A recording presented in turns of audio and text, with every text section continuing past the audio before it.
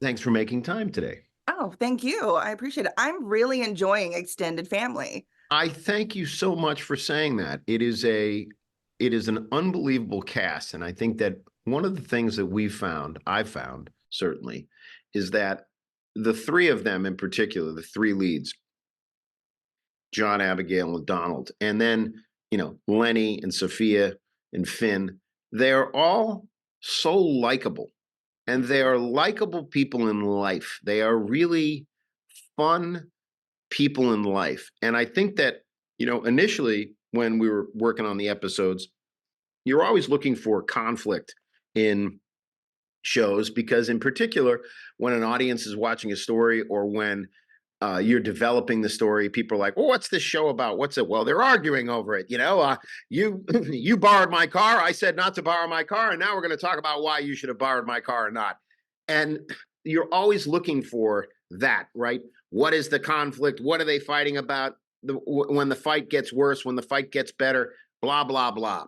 And what I found with these people is these actors in particular is that I don't necessarily want to see them fighting. I want to see them getting along. I want to see this family solving problems. Yes, they can have their quirks. Yes, they can have their ideas about how their ideas about how to solve those problems can be in conflict. But when they're when there's an undercurrent of love and them trying to get along and work with one another, they're all just so winning. Right? And I I do. I love that you chose to do this as a multicam sitcom Yeah. because I feel like it's really hard to sell the multicam now. Like it's not like in the 90s when you were tripping over them. Every like network had their own. I know. And and like now I'm like, yes, bring back the fun and the love. And I feel like that's exactly like what you're saying is Well, what this show is doing. can you give me a pep talk before I go to work every day, Sarah? This You is got it. great. This is great.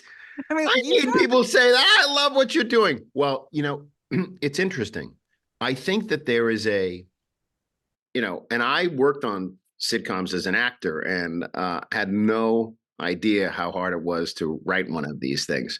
But it was, there is something to presenting the show and a brightness to it that I think we have gotten away from over the last like 15, 20 years where yes, like so my kids, I have a 21-year-old, a 19-year-old, and a soon to be 17-year-old. They did watch multicams on Nickelodeon and the Disney Channel when they were growing up, but most comedies, especially on NBC, have been single camera comedies without a live audience. And so it's interesting to harken back to those days and really try to do a multicam. Now, here's what's interesting. Sometimes you find yourself like, wait a minute, this person came over and they could have just they could have just had a call. I mean, they could have just FaceTimed. There are some of those things where you just like, look, yep, but they don't. He's a character who hates FaceTime, right? That's so. John Cryer hates FaceTime. His character Jim, so that's why he has to come over and look at this mattress. So, we are deliberately trying to harken back to those days of classic sitcoms, and I think we've got the talent, certainly on camera, to do that, and we're trying to muster up the talent behind the camera to meet their level of talent.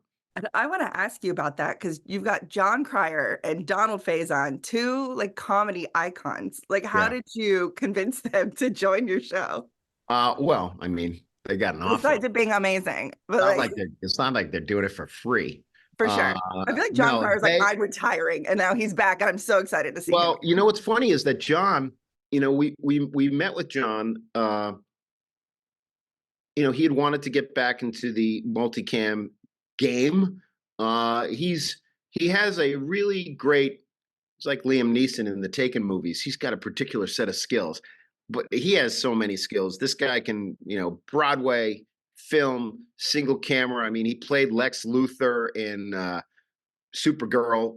So he can do dramatic work too. He has done dramatic work, feature films.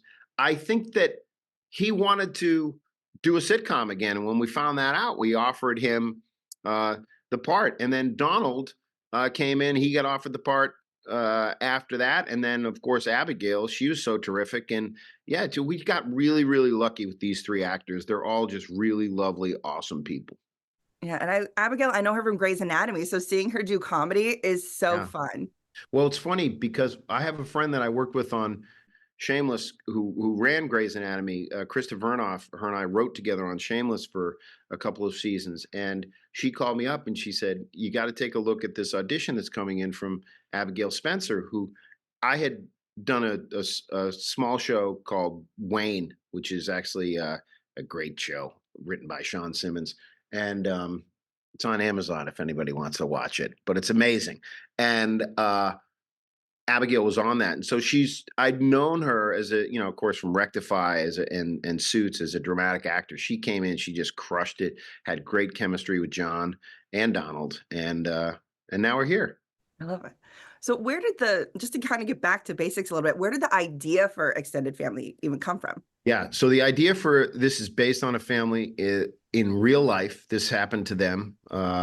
Emilia Fazzolari is her character is the Julia character. She's a very successful businesswoman who is the CEO of a tequila company. We tried to keep the tequila bottles closed when we were anywhere near work, but the tequila is Sikoro and it's amazing. She married Wick Grousbeck, who was the owner of the Celtics. She had a previous marriage with this guy, George, and they have two kids in their early teens who are now a little bit older. And what they decided to do, they realized that so the premise of the show where there is a so-called nest, one place, they live in New York City, not Boston, one place where the kids stay and their lives are not disruptive. So they don't have to put their stuff in a backpack and move to mom's place, to dad's place. The parents decided we're going to try to disrupt our lives physically. We're going to keep the place where they grew up as the quote unquote nest. And then we're going to be the ones who come and go. Now, of course, they're like, this is great. The kids it'll be like dad's on vacation this week or dad's on a business trip this week. And of course, they say that, but then that's not really what turns, people get divorced for a reason, and that's to get away from one another. And so I think that they want to have a divorce that is not, they don't want the divorce to be something that continues to sow dislike and discord. They want it to be something where they both are accepting of that. However, that disruption to the kids is profound. Now, my parents are, still married, and they've been married 60 years. And my wife and I have been together for 30 years. So, but, there's divorce in our family. And we have, many friends who are divorced and are struggling to try to make sure that this disruption in their own lives does not sow deeper resentment. And so that's why I thought it was a very interesting premise for a show. And I appreciate the kids aren't forgotten in that premise because it is for them. And it like, especially in the pilot episode when the daughter's like, you're making this so happy, but it's not. And so I feel Sarah, like that's so Sarah, important. thank you so much for saying that, because this was a thing when we were in development of this, for noticing that part where, again, if my wife and I, there's some, or any relationship, like, I hope she doesn't, but if she came home and she's like, I bet someone else, I don't want to be with you. Like at a certain point, I have to be like, okay, I just have to accept that. She's an adult. She's making choices. This is accepted. This is accepted that, this is the way things go. And, but when you're removing yourself from your kids, it's a little bit, more difficult. And so that scene in particular, I wanted to have in the pilot because even Wick and Amelia and George were all saying, yeah, everyone loves it. This is great. But then I wanted to show dramatically in the show that the kids don't really have a choice. They weren't consulted. And listen, you shouldn't consult your kid. Would it be okay if I divorced your father? Would it be okay if I divorced your mother? They don't, they're 11 and 13. What are they going to say? No. There's so much chaos just in existence that having the stability of knowing that your family is together is comforting. You know, to know that you can always be relied on. But I think that's one of the things that's beautiful about the real life relationship between these characters, and what we're striving towards is that the goodwill and the fellowship and the fostering of a loving home is something that all of these adults are committed to, even though they may stumble, and and giving children the ballast that they need to go out in the world and get, you know, shaken up by things and not completely collapse. Exactly. This is Mm. just a small comedy show where these things, it's like, I mean, I know I'm talking about this as if it's a, you know.